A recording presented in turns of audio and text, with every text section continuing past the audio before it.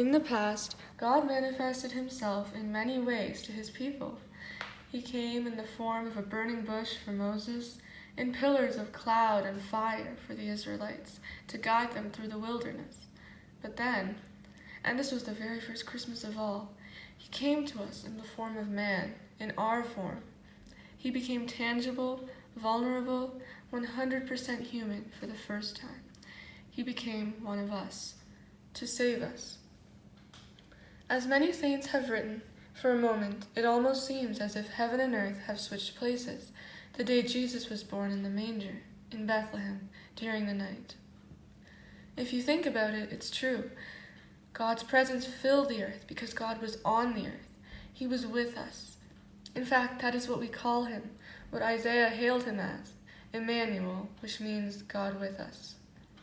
And thousands of angels, no, millions, flooded our skies to announce his birth to the shepherds, singing Hosanna in the highest.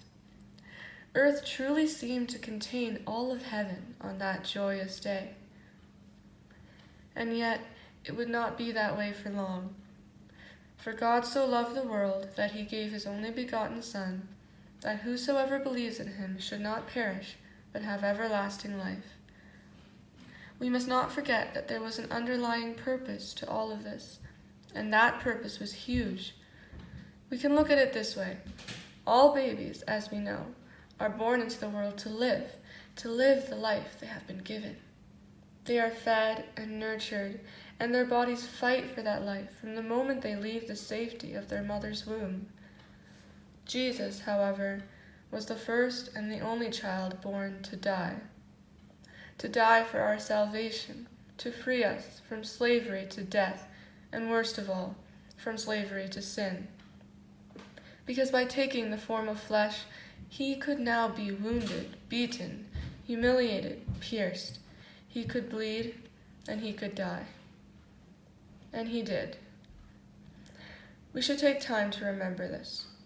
During this Christmas season especially, but also forever after, because this is the message of Christmas.